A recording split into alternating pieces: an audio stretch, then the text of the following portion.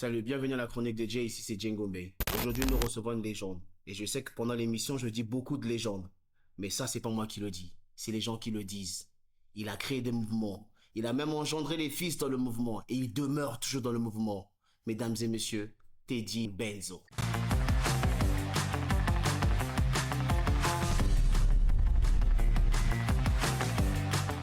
Bonsoir Big Papa. Bonsoir. Ah, ça fait plaisir de voir, de recevoir, ça te fait plaisir de te recevoir. Et surtout, merci d'avoir accepté l'invitation à la dernière minute. Je sais que au meeting, il était fatigué, donc que tu me reçois comme ça, c'est vraiment un honneur que tu me fais. Pour moi, pas les gars, ça c'est la maison. Voilà, exactement, merci. Alors moi j'ai cette émission, la chronique de Jay, comme tu viens de la découvrir, ça vient de commencer. On fait un peu l'historique de l'artiste, de l'invité, et on pose quelques questions. Et ensuite, on a la deuxième partie où je poserai quelques questions un peu délicates, mais les réponses, ça doit être des mensonges. Ça, je t'expliquerai quand ce sera arrivé. Et ensuite, on terminera sur ton actualité. J'ai suivi pas mal tes interviews récemment, quand je préparais cette émission. Je me suis plus inspiré sur l'interview que tu as fait à Kinshasa, sur Plateau d'honneur avec Bems. Alors, je vais pas tout faire l'historique, tout le monde te connaît déjà, t'as pas besoin de te présenter, tu vois, on sait qui tu es. Mais quand même, pour ceux qui te découvrent, je vais quand même faire un petit historique. Et surtout des parties où moi j'ai relevé, je me dis, bon, ça, faut que je demande à Big Papa un peu comment ça s'est passé, comment c'était. Alors, tu disais que dans l'interview, dans l'émission de Bems, tu disais que tu as quitté le pays en les années fin 90. Tu as commencé le Gabon, ensuite l'Afrique du Sud, tu as passé 10 ans, tu as joué en basket pro. Moi, j'ai une question. À cette époque-là, un basketteur professionnel en Afrique du Sud, ça gagnait à peu près combien? Parce que tu disais que tu vivais de ça. Moi, j'avais, à l'époque, j'étais payé $100. 100 dollars. Mais ce qui était bien, c'est qu'on me payait mon logement. Réveillé, et c'était pour l'entraînement. Ouais. Les $100, c'était comme mon argent de poche. Exactement. Bon. Et ça. Les $100, c'était beaucoup d'argent. Oui, si, bien sûr. C'était. Beaucoup d'argent à l'époque. Mais nous, on est la première génération à avoir amené ce côté, non, il faut vous payer un salaire. Parce qu'à l'époque, c'était pas comme ça. À l'époque, c'était tu joues pour interclub, et ben tu as tel l'arme. Tu joues pour Billy Joel, tu joues de faire. Exactement. Ok, les jeunes ont une vision un peu différente. Bon, maintenant, après, là, tu as dit que tu es rentré au pays en 2008. Après 10 ans en Afrique du Sud, tu rentres en 2008. Et tout de suite, dès que tu arrives, tu te lances dans la musique, tu commences à créer le plus ancien des labels du Congo, Bel Rage Music. Et dedans, oui, tu as lancé pas mal de carrières, des gens qu'on connaît, les Sosé, Big Tiger, aujourd'hui Bioman, avec son clip courageux qui a fait 1 million de vues. Ça te fait quoi, cette fierté-là, de créer, de donner la chance aux autres? Est-ce que c'est dans un esprit pour qu'il y ait du monde dans l'industrie, ou c'est pour exister à travers les autres, un peu comme Dr. Dre ou Berman? Non, c'est-à-dire j'ai toujours eu cette vision parce que c'est d'abord faut reconnaître que je viens d'une bonne formation. J'ai formé par Dr. Formation qui lui avait déjà cette vision. Ok. Donc on va dire que c'est Dr. Formation qui nous a inculqué cette vision. C'est-à-dire à l'époque il avait un label, comme on disait collectif, oui. Production afrocentrique, on était tous dans le collectif. Il y avait beaucoup de labels, beaucoup de groupes, beaucoup d'individualités. Moi j'étais en solo. Il y avait Okidjama, il y avait Kessie qui était en groupe avec Ogima, il y avait Tam qui était là, il y avait plein de rappeurs. Et lui, il nous disait toujours, on ne respecte pas l'individualité, mais on respecte un mouvement. Exactement. Faut qu'on soit dans le week-end. Comme cette vision, et quand je suis rentré en 2008, je me suis dit, bah les gars, la musique aujourd'hui, il faut essayer de mettre, il faut qu'on se rassemble, il faut qu'on crée des labels, qu'on soit autonome, qu'on fasse nos propres clips, qu'on ait nos propres studios d'enregistrement. Et tu l'as fait. Nos propres artistes. Exactement. On aurait tout fait pour du parler. Tu vois, nos grands frères qui sont en belle. Je me disais, là, en faisant les choses par nous-mêmes, on va faire. Non, mais t'avais, comme je disais à l'intro, t'as amené un mouvement.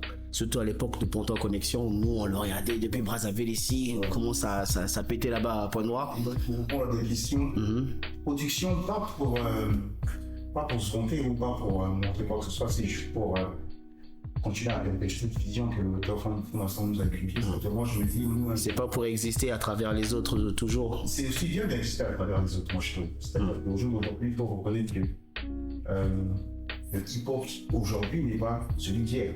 C'est-à-dire aujourd'hui, on peut quand même se dire qu'il y a un peu de thunes qui rentrent dans les poches avec les multinationales. Bien sûr. C'était pas le cas. C'est-à-dire, bon, il m'a chez son son, vous organisez vos petits shows par-ci par-là, mais c'est pas, il n'y avait pas de revenus, donc Oui. Et ce qui était bien à l'époque, c'est que le public aussi, quand même, achetait des tickets à l'époque. Donc on arrivait à faire des spectacles par nous-mêmes, mais souvent, du moins, en manque de zone. Donc moi, je produis parce que déjà, je suis passionné de musique. Parce que je me dis, quand il y a une relève, parce que c'est ce que le docteur Fromaston a fait, il nous a préparé pour prendre la relève.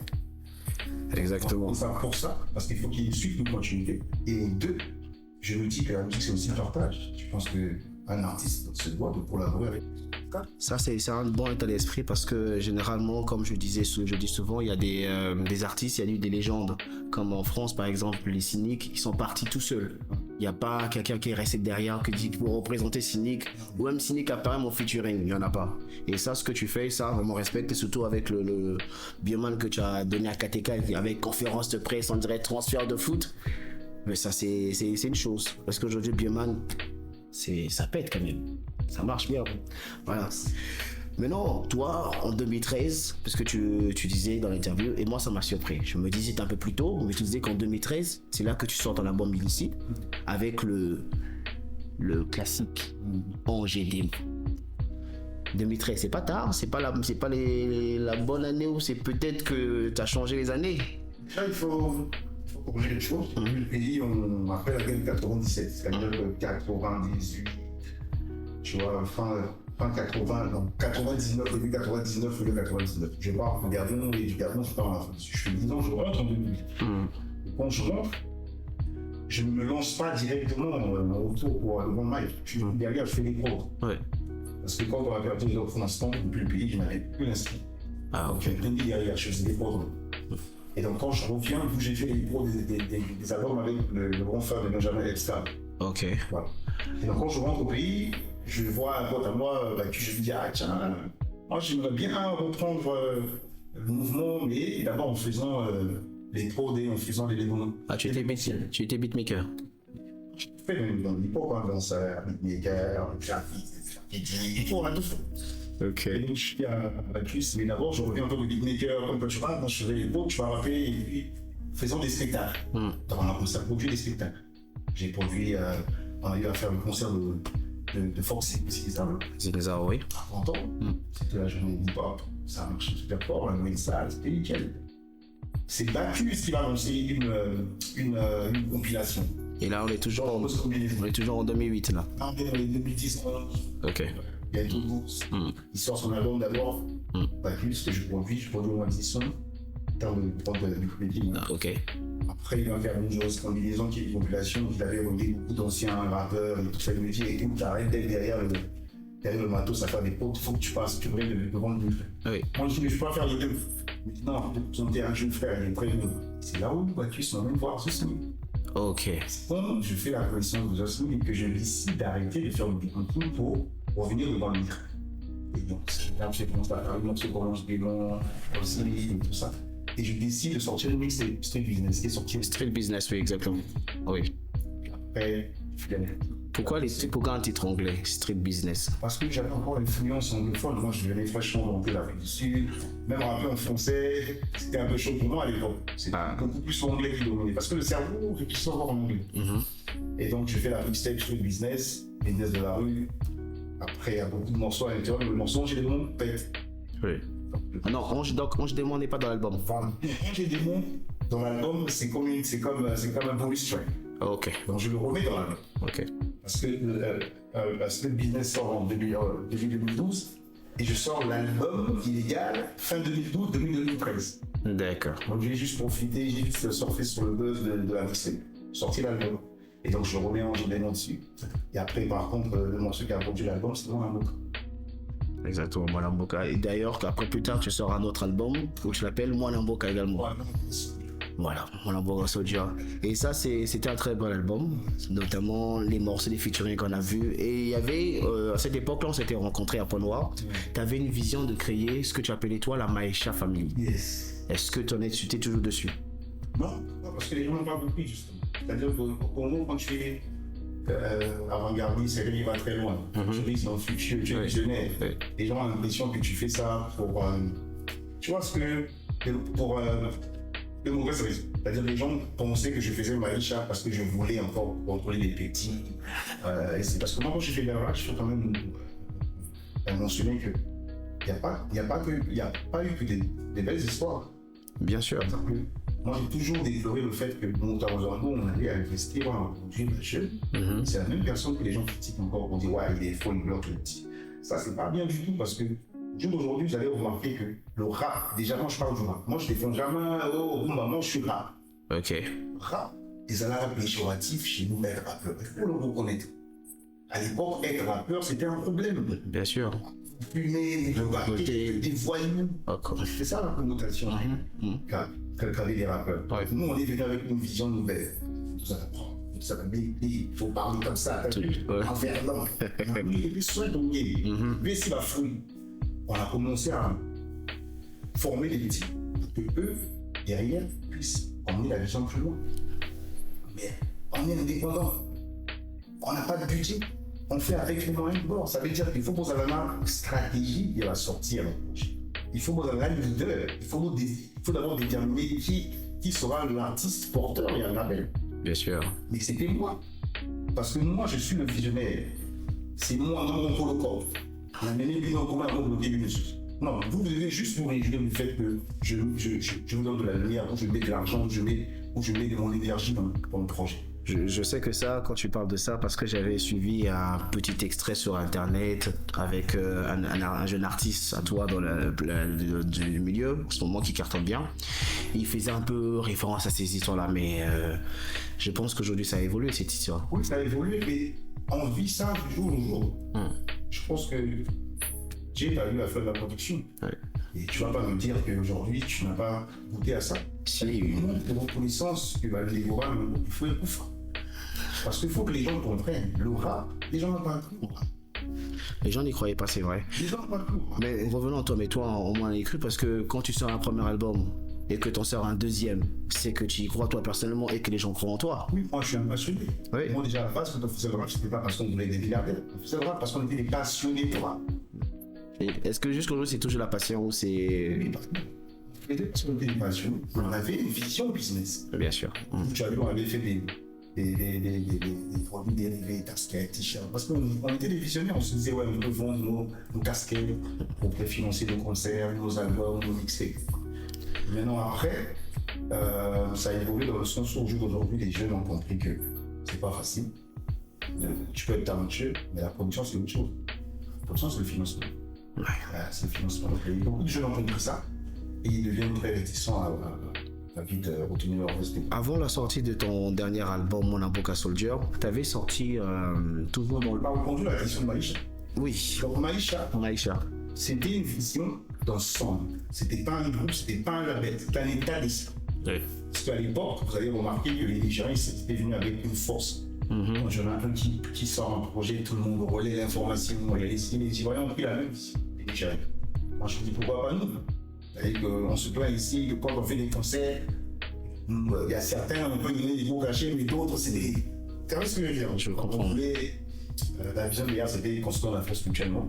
Quand un sort un projet, tous on est tous derrière. Un qui fait un concert, on est tous derrière, comme un peu comme des Pierre font. Oui. Ça ne veut pas dire qu'on est les meilleurs amis du monde, mais au moins pour le mouvement, on se met ensemble. Oui. Mais le mouvement existe toujours. C'était mal interprété, C'est certaines personnes, oui. Ça m'avait motivé. Donc, du coup, si tu me poses la question si ça existe, oui, ça existe dans ma tête. Et certains qui ont toujours gardé la même vie, qui sont restés dans ça. On ne prône plus ça comme avant. C'est on continue à le faire avec ceux qui ont compris. Donc moi j'avais peur que Maïcha c'était une histoire d'argent. Et comme un kick, bon, un tel a regagné combien, bon, j'avais peur. Parce que généralement dans ce mouvement-là, les gens se séparent premièrement à cause d'argent. Quand on s'entend pas, non, on s'est pas entendu, c'était la bonne nanga. Moi j'avais peur de ça. J'ai la vision Maïcha n'a pas marché à cause des égos. Des égos. De toute façon, tu sais que dans le game là, gérer les égos des gens c'est difficile. Surtout quand ça pète pour l'autre ça pète pas. Voilà. C'est. Et jugé, c'est-à-dire regarde ça la vision Maïcha, qui sera le président. Mais on vous dit que c'est pas les associations type. Ils ont la vérité, ils ont le groupe, ils ont l'état d'esprit. Je pense que rien que cette expression, les gens n'ont pas compris. Ouais. Donc, ce qui fait que c'est arrivé à côté. On est là, on fait la vision avec ce plan. Revenons sur ta carrière, sur tes albums. Donc tu sors Illicit, tu sors Mon Avocat Soldier. Entre les deux, tu sors toujours dans ton idée de... Comment dire, tu sors illicite? Non, illégal. Illégal, je sais pas pourquoi dire illicite. Mais il y a un titre. C'est pas, il y a un titre illicite donc... Voilà, c'est ça. C'est ça en fait. Voilà, donc tu sors illégal, ensuite Mon Avocat Soldier. Mais entre les deux, après les deux plutôt, tu sors un morceau Bala Bala Hood. Le morceau qui, à cette époque, personne ne pourrait imaginer que les trois qui étaient dans le clip, Souple ADB, Bioman, et je pense qu'il y avait Lema aussi. Lema n'est pas le projet, Spino est dedans. Aujourd'hui, c'est toujours dans ton esprit de toujours pousser les jeunes. Effectivement, ça ne peut pas partir, c'est comme je t'ai dit, cette fusion ne partira pas de nous. C'est dit, on va quitter un et voilà. Lui, il a plus d'inspiration, il s'accroche au jeu. Lui, il peut pas assumer un son tout seul, il faut qu'il y ait des jeux dans le refrain. Ce que les gens n'ont pas capté, c'est le partage. Aujourd'hui, on n'a pas les moyens des sponsors et tout ça. Donc, ce que l'on fait, on fait ce qu'on appelle la stratégie de piston.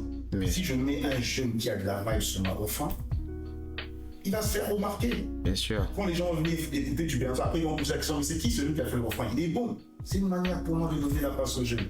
Moi, à la base, pour répondre à la question, c'est un titre de mon album, moi, un Soldier. Ouais. C'est moi qui suis allé voir les jeunes pour leur dire, j'aimerais faire un son avec vous. Tout ça, un moment, là-bas. Et rapidement, tu vas faire le refrain, Spino vient faire ceci, Zoko, tu as compris. C'est comme ça, c'est fait naturel. Pourquoi? Parce que c'est des jeunes qui étaient prometteurs. Ils ont l'inspiration, ils ont la rage de sortir et ils viennent faire un son. De plus, c'est-à-dire que si aujourd'hui, dans le game, même ceux qui battent arrêter parce que je ne suis pas parfait, ou bien d'accord, il faut quand même nous connaître dans ce game. Logiquement, arrête un mouvement rap. Personne n'a produit plus que moi. Non seulement ça ici, en plus moi j'aime bien quand je suis ton interview sur Plateau d'Odeur, tu disais que non, si jamais on cherche une compétition de rap international, on viendra me chercher parce que je suis le père du rap dans ce pays. Et ça je me suis dit que parfois les gens ne reconnaissent pas ça ou ils oublient. Non mais moi je suis toujours attristé quand je vois les débats des jeunes, parce qu'il y a beaucoup de jeunes qui font le rap, ils ne connaissent pas l'histoire du rap. Non. Je sais que beaucoup ils ont même l'impression que Jess Kagan de quelqu'un, frère que je salue en passant, un gars à l'écouteur. Grand rappeur. Bah, rappeur va aider de la référence. Les gens de rap, ils parlent les gens disent ça là. On l'avait reçu aussi, il nous a expliqué, il avait raconté tout ça, oui. On avait reçu notre vieux père de 45 Charlie Noël. Oui. Personnel. Personnel, en tout cas. Et dans les. Oui, quand la première classe en rap, ça vient bénéficiaire, vieux père Charlie, il organise. Moi, dans ma tête, c'est une légende. Mais c'est ce que je dis. Les légendes, il y a une. Donc, ouais, les gens. Mixon, il y a des gens pour ça la nuit. Et parlons un peu dans l'amitié avec Mixon. Je pense que on l'a rarement vu dans ce mouvement, une amitié qui dure aussi longtemps, deux artistes qui durent aussi longtemps. Comment vous entendez? Comment ça se passe? Où chacun il y a des limites. Non, on est des hommes. On peut toujours avoir des hommes on se respecte mutuellement. Exactement. Et vraiment, lui et moi, c'est pas fait. On s'aime plutôt. C'est-à-dire qu'aujourd'hui, si Mixon il a un problème avec moi, il trouve pas avec moi. Mais le morceau que vous avez sorti avec Mixon par rapport à. Pour dire que. Est-ce que. Ça, c'est le premier single de l'album des gens. C'était juste pour dire aux jeunes. Ah, ça sera dans l'album? Oui, c'est le single de l'album des gens. Ok. C'était juste pour dire aux jeunes, un être humain ne peut pas donner. Parce que c'est Dieu qui donne. Parce que le morceau a été mal interprété. Hein? YouTube est là, TikTok est là, Facebook est là. Au jour d'aujourd'hui, nos jeunes, ils ont plus de chances pour dans le sens où tu peux te mettre sur ta page Facebook, ça devient freestyle, ça devient viral. Très viral, oui, très vite. Les artistes qui ont signé comme ça, les artistes qui ont eu des contrats, qui sont partis de juste un direct ou un post. Vous avez encore aider au nom de fait la bloc. Ça veut dire tout simplement que vous ne bossez pas, c'est pas fait de là. Parce que quelqu'un qui bosse, qui a son talent. Parce que le talent ne meurt pas. On ne peut pas bloquer le talent avec l'argent. Non. Tôt ou tard, tu finiras. Oh, message qu'on a reçu. Un vieux père ne peut pas te bloquer. Un être humain ne peut pas te bloquer. Ça va vraiment mal. Alors, revenons sur le hit. Ça, je sais que tu en as fait plusieurs des hits. Mais celui-là, je pense que ça te finirait même par devenir un classique. Ouais. Dans Saba Boss. comment t'es venu pour avoir l'inspiration de Dans Samba Boss, en plus appelé Poison Mobutu. D'abord, comment ça s'est fait la connexion? Déjà, on avait envie de faire un titre ensemble. On n'arrivait pas à trouver le timing, le bon timing. Ok. Des fois, il vient à pied, moi je suis à Brazzaville, je suis ailleurs. Des fois, il est à Kim, moi je ne peux pas traverser. Ça, on se ratait toujours. Une fois ça s'est fait, il est venu un peu pour un spectacle et j'étais là. Et encore, on parlait toujours d'un éventuel featuring. Quand je suis allé le chercher, dans la voiture, j'ai dit, je fais ce morceau-là. Ah, c'était déjà enregistré, c'est pas un truc fait au studio. Donc, quand tu lui m'as dit, je viens à Brazza cette fois-ci, Congo Brazza cette fois-ci, nous, on avait un peu à lui, je suis là. Quand il vient, j'ai déjà la prod, il y a featuring pour ça. C'était un titre un peu afro, c'est Manache même qui avait fait la prod. Moi, je fais dans ça. Ok. Je l'ai en passant. Mais quand on avait été pro, t'avais dit, t'as pas autre chose encore, à part, tu vois, non, afrobeat. Nous allons faire écouter les morceaux. Nous, on entend ce morceau.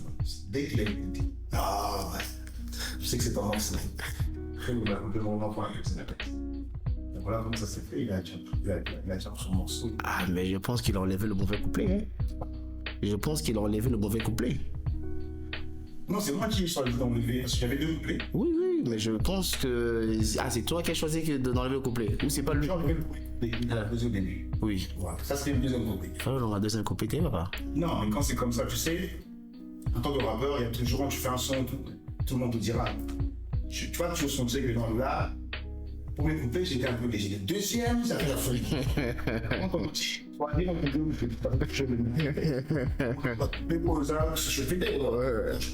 Exactement.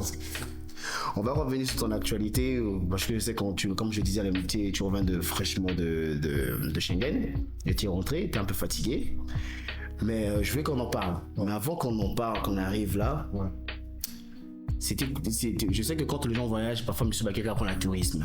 Mais toi, j'ai vu que tu as participé à des activités là-bas. Est-ce que tu peux nous en parler un peu? Non, j'ai été invité pour Miss Congo Diaspora France. Organisé par un poteau, Chris Joachim, CGM Prod. Pour retenir le moi, parce qu'il fait beaucoup de choses, mais les gens ont l'impression qu'il est très modeste, très modeste. Je sais pas beaucoup, mais alors, il est modeste. Quand j'étais invité pour cet événement, j'avais aussi des signatures de contrats. Notamment, après, je ne sais pas si je peux en parler déjà pour le passeport. J'avais l'album aussi à finaliser. Moi, un gros album solo, on mis les gens avec le texto. Oui. Et j'avais des clips à faire. Voilà, je m'ai vu ouvrir dans tous les sens avec eux. Et ça à faire. Donc, je suis allé pour faire tout ça. Donc, on est parti en 2006. Et ça, après, j'ai enchaîné les enregistrements que je devais faire. Et voilà, donc là, tu es rentré, ta valise est bien chez elle. Bien chargée. Les contrats sont signés, par vos artisans, je ne saurais pas dire. Il y a plein de bonnes choses qui vont arriver. Mon album solo qui va arriver après l'album des gens sera produit par Chris Joachim. Et Belrage, ça sera à 100% CGM. Ça touche. En fait, c'est nous, quand on fait des productions, c'est toujours en guillemets des collaborations. Pourquoi? Parce que c'est moi qui fais tout en termes de musique. Et dans la studio, on a Bissot, on a Thérèse, je comprends. Un producteur, ok, il vient prendre un peu de film. C'est-à-dire que c'est pas vraiment, bon, j'ai de l'argent, tu vas aller au studio, je vais le payer. Non, on a vu ça, les différents, on a vu ça, j'ai le projet, je te dis, écoute, ça te parle? Tu veux le produire? On signe un contrat. Exactement. Donc voilà. Et donc, si tout marche comme prévu, si j'ai un rôle après la sortie de l'album, il y aura une date en Panama, parce qu'il est temps avec ce que j'ai vu. Plutôt ma nouvelle carrément à la diaspora, parce qu'ils veulent me voir. J'ai beaucoup de monde demandé, ils m'ont dit mon séjour était court. Après le spectacle Miss Congo, ils voulaient me faire jouer pour certains showcases. Et moi, je ne voulais pas trop faire le chemin, je voulais faire une date. Ok. Je voulais faire une date, parce que tu vois, c'est plus. J'ai trop. C'est plus parlant, ouais. C'est ça, c'est ce qui va se faire après la sortie de l'album, mais pour l'instant, c'est l'album des gens qui sortira en décembre. D'accord, on fait une petite pause, ensuite on revient. Yes. Okay.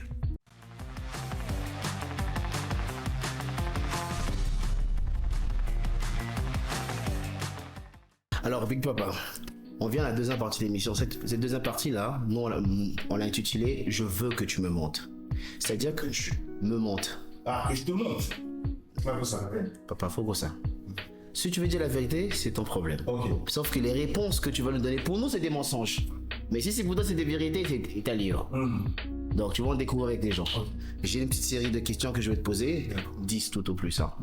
Et les réponses, ça va être vite, ça va aller vite. Et moi, je veux que tu me mentes. Par exemple, moi, je peux te poser la question, tout simplement de dire, est-ce que tu aimes la banane? Non. Non. Alors, on a mis la banane. Ah, tu as compris. Alors, la première question que je veux que tu me montres, dis-moi, dans ton featuring avec Posé Mobutu, il était pas fâché contre ton couplet? Non. Ah, il avait validé ça. T'es en vrai. Allez, sérieux.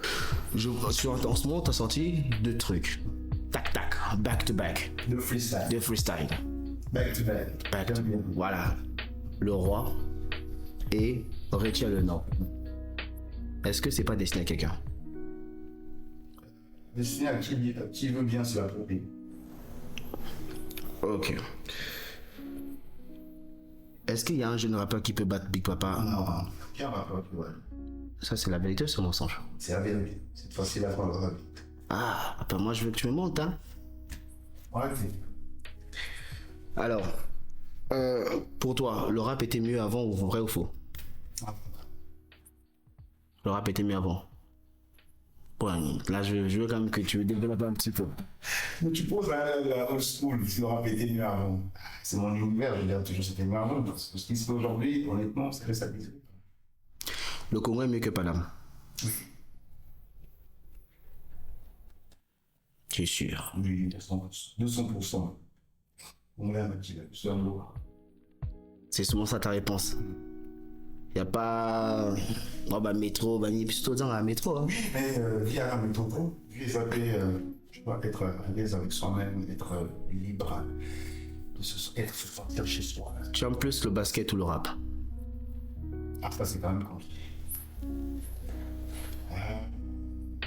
Je peux pas dire les deux, je peux arrêter. T'es Joker, je veux que tu me montres. On va dire basket. Basket. Donc tu veux bon. Je l'avais levé. Hein? Mixton est compliqué au studio, c'est ce que j'ai entendu dire, vrai ou faux?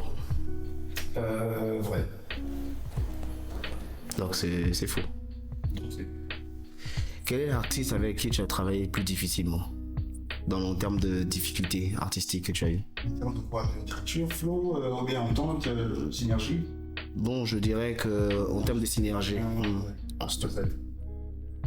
tout avec tout ce qu'a collaboré. Collaboration au film, ça n'a jamais été genre un foutu caché.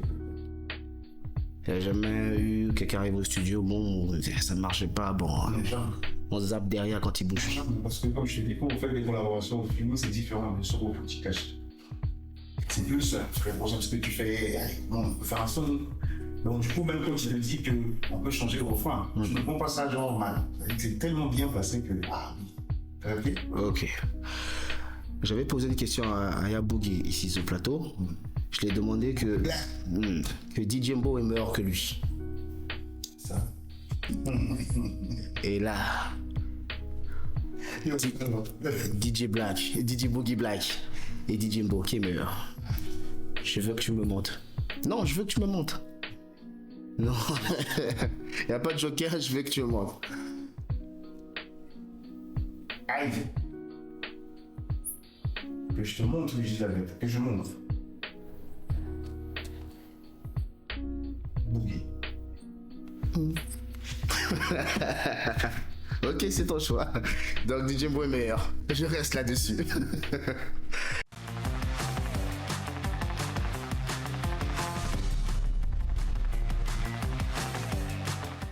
Big Pop en ce moment, donc tu travailles sur deux albums. Ton album solo et ton album avec Mixton. Déjà avec Mixton, la date est connue. Ça c'est carré, c'est fait. Il y a combien de titres? Parce que j'ai un peu fauté. J'ai vu que parfois...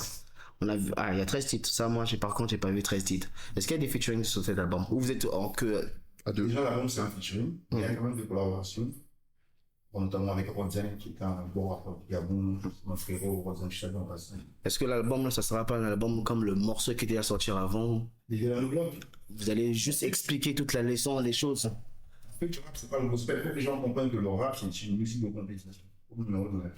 C'est-à-dire que quelqu'un peut venir avec. Parce que l'ego trip, ça devient un clash que si je voulais t'en demander dessus. Mais sinon, de l'ego, quand tu fais de l'ego trip, tu écrases tout le monde déjà. Je suis le meilleur rappeur du monde. C'est de l'ego trip. Bien sûr. Quelqu'un peut dire, regarde, le meilleur rappeur, il peut faire national, le meilleur rappeur. Il a pris ça, tu as vu, non? Alors que c'est de l'ego trip. Mais si je commence à dire, hey, Jay, t'es un bouffon, je suis plus beau. Ah, ok, exactement. Je suis le meilleur, ils sont tous des bouffons. Ouais, T'as capté, non? j'ai capté. Les jeunes, doivent comprendre les cours. Ouais. Parce que les jeunes, genre, j'estime que ils sont dans l'impunité, ils sont pas dans les luttes. En parlant de l'écriture, puisqu'on parle des styles, tu disais toujours, parce que moi cette interview-là, je l'ai bien suivie, je l'ai beaucoup aimé. Tu disais que tu auras toujours, toi, dans ta musique, à un moment, toujours un texte écrit, vraiment quelque chose de... Voilà. Est-ce que dans l'album, avec Mixstone, on a des morceaux comme ça? À l'image de Angers Démon, parce qu'en ce moment, avec ce qu'on vit là, on a besoin de ce genre de lyrics. Il faut un album un peu comme l'album de Nance, c'est Je suis Sabor Marie. Avec Damien. Ouais, c'est-à-dire que c'est très riche en couleurs, en sonorité, mais c'est très profond en termes de texte, de métaphores, de messages. C'est très réfléchi aussi, mais à un moment donné, on peut aussi faire avancer dans un peu de sonorité. Est-ce qu'il y a déjà un plan de communication pour cet album? Où est-ce que ça sortira? Est-ce qu'on pourra acheter? Est-ce qu'on pourra s'en procurer? On met tout ça en place, on commence à chercher là-dessus, donc bon, je ne serais pas déçu. Est-ce qu'il y a une date de prévue pour la sortie d'album, dans le sens pour un concert ou en solo ou en mixtape? Est-ce que tu vas peut-être t'attaquer au stade? Déjà, le seul concert de cet album est au stade. C'est-à-dire que pour cet album, pour nous, le seul concert et album est au stade. Donc ça te dérangerait pas de faire ton premier stade avec Mixstone, genre en binôme? Je me partage. Honnêtement, je pense que si on était nombreux à voir ce vision-là de partage, on serait le plus bon. Tu sais, observe ce monde de moi.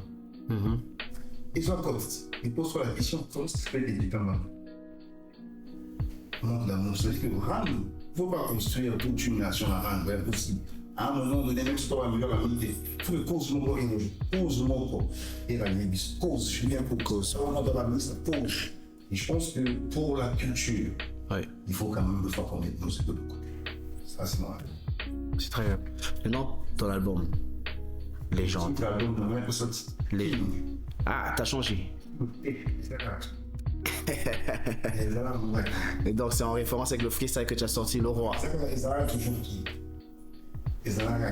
King jouera pour moi. Et puis, ça risque d'être mondial. Ça, c'est un scoop. Ça, c'est un scoop. Pourquoi le dernier? Ouais, je pense qu'il est temps que je sois dans un estimant. Je pense que j'ai beaucoup à donner derrière. Mais tu faisais déjà les deux en même temps. Tu donnais devant et derrière. Les deux en même temps. À un moment donné, j'ai beaucoup donné aussi. Donc il faut passer derrière pour juste une petite chose dans ta vie. Je te dis la vérité, honnêtement, nos jeunes sont super talentueux. Et tu vas remarquer qu'il y a un nombre de vision pour beaucoup. Donc quand un ancien comme moi j'ai quand même fait pas mal de chemin dans ce game, je me mets derrière, j'ai dit au petit écoute. Mais non, c'est ça qui m'étonne un petit peu. Parce que tout à l'heure, on a un petit peu fait un peu la chronique de ta carrière. En 2008, tu es au pays. 2010, 11, 12, tu sors la mixtape, stream un peu l'album. Donc, normalement, on va dire que ta carrière est encore jeune. Oui, mais tu sais, après, il ne faut pas se donner la face non plus. C'est-à-dire que si tu vois ma génération, moi je suis de la génération des Kessie Montréal. Si tu vois ma génération, je suis parmi les seuls qui suis encore dans la course. Mais oui. Et quand je dis arrêter, c'est pas que Marali se sauter. Je peux sortir un single en passant. Mais quand je dis, ça arrive d'être mondial, genre je serai plus dans la course avec ça. Un tel a fait les stades, voilà, faire le stade. Tel a fait ça, bon, je vais faire le non. C'est-à-dire que je me dis, j'ai beaucoup à donner derrière. Pourquoi? Tout ça, la rebabeuse est tout ça, le succès est surtout hip-hop avant, on ne fait pas encore clair. Je pense qu'il faut batailler les hauts bailliers, puis comment vendre la musique, comment est-ce qu'on peut faire pour créer notre industrie. Bah, ça, il y a maillé. Pas pour dire que Bazak, mais tout ça est béni. Tu vois ce que je veux dire? Et nos jeunes ont besoin de ça. Donc il faut qu'il y ait des soldiers qui sacrifient leur. Tu vois, non? Ouais. C'est qui du Boursa de jeunesse. Exactement. Tu vois, parce que je me dis, ça va ramener une dynamique. Parce que nos jeunes, ils sont super talentueux, ils ont l'énergie. Ça, c'est une très bonne vision. On a une vision là, ça manque beaucoup. Bon, comme généralement, ça je vais pas rentrer dans la polémique, on dit que Big Papa il aime toujours un peu carotte les petits, il aime ceci. T'as pas peur que. J'ai déjà dit qu'on fait pas d'argent. Non mais t'as pas peur que le fait que tu veux te mettre derrière pour pousser les jeunes, pour parler l'industrie, les gens vont se dire que non, lui c'est encore plus cherché. Un jeune peut venir au produit et au single mon coach, on va les tuer. Au sommet de Jordan, au sommet de Jordan, on a stream. C'est pas. C'est pas grave de juger. Les gens ne vont pas trop voir, les gens briller, bien, tout ça, on va avoir la polémique. Mais donc, vrai de vrai, moi, jusqu'aujourd'hui, je me dis, il est temps, tout ça, la mort. On fait la musique parce qu'on est passionné, et pour ma business. Il est temps. Et pour ça, il faut qu'il y ait des hommes. Ça veut dire qu'on va dans la casse ainsi. Parce que tu vas te rendre compte que tous les mouvements, c'est des hommes de l'ombre. Bien sûr. C'est tout. Oui. Voilà. Tu vois, les artistes, on est des stars, on est devant. Frérot, on va te renseigner. Je sais, papa. C'est compliqué, tu vois, on avait une discussion avec. Personne n'a tout à niveau parce qu'il y a eu. Bien sûr, on avait une discussion avec Kaidano par rapport à Jimmy Iovine. Voilà, donc, où on dit que beaucoup de gens ne le connaissent même pas. Alors que c'est quelqu'un qui, sur au monde d'acteur Dre, au Monnier. Donc, c'est vraiment important. Donc, tu pars sur King. Ouais, King. Le King, je vois pour moi. Mais t'as pas peur que le fait que t'es King, quelqu'un d'autre vienne te chercher à détruire ton trône? C'est des bonnes guerres, voilà pourquoi je t'ai dit, c'est une autre. Mais dans King, t'as prévu combien de titres d'albums? Je n'ai pas encore décidé. Non, posé là, après j'ai décidé là. Et ça fait même plus que tu es déjà revenu de Paname par rapport à ça, c'est déjà dans les disques durs, on va dire. Je m'arrête pas de poser parce que voilà, j'ai enregistré là-bas et ça arrête, tu sais. Là-bas, c'est le dernier morceau que j'ai posé dans l'album de la Soul. Mais t'as vu, c'est le morceau qui a beaucoup de l'album. Tu peux pas t'arrêter, il reste pas changé du monde. On sait jamais. Exactement. Big Papa. Merci d'être passé sur notre chronique. L'énergie d'être masqué, courage, force. On a besoin de plus d'émissions comme ça. C'est pas grave. Merci. C'était la chronique de Jay. Nous avons reçu Big Papa aujourd'hui, le Teddy Benzo, la légende. Et c'est désormais roi. Faut retenir. Retiens le nom. Roi. King. Allez, salut. Peace.